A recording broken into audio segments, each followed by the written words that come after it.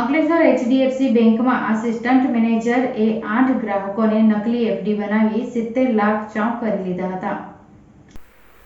અંકલેશ્વર પ્રતિન ચોકડી ઉપર આવેલા એચડીએફસી બેંકમાં આસિસ્ટન્ટ મેનેજર એફડી કરવા આવતા ગ્રાહકોની લોભામણી લાલચ આપી છેતરી લીધા હોવાની ઘટના સામે આવી છે.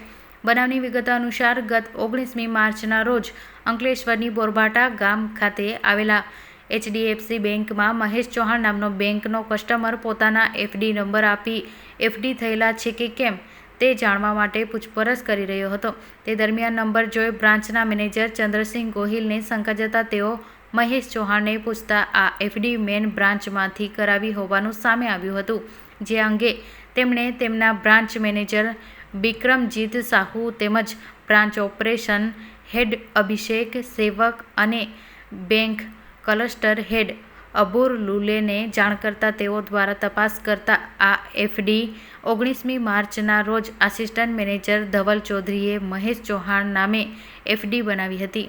જે અંગે બ્રાન્ચ ઓપરેશન હેડ અભિષેક સેવક એ બીજા દિવસે ધવલ ચૌહાણની પૂછપરછ કરતા આખો ભાંડો ફૂટ્યો હતો અને તે એફડી માટે આવતા કસ્ટમરને પોતાના પરિવારના નામે એફડી કરાવવા જણાવી વધુ વ્યાજની લાલચ આપતો હતો. બેંક આવતા જ 8 ગ્રાહક પાસેથી 70.14 લાખ રૂપિયાનો લઈ તેમણે નકલી એફડી બનાવી આપી હતી. જે અંગે ધવલ ચૌધરી પાસે લેખિત માંગતા તે હમણાં આવું છું કહી બેંકમાંથી રફુચક્કર થઈ ગયો હતો.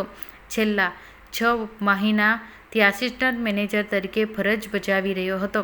અન્ય કેટલા લોકોની એફડી કરી છે તે અંગે તપાસ શરૂ કરી હતી.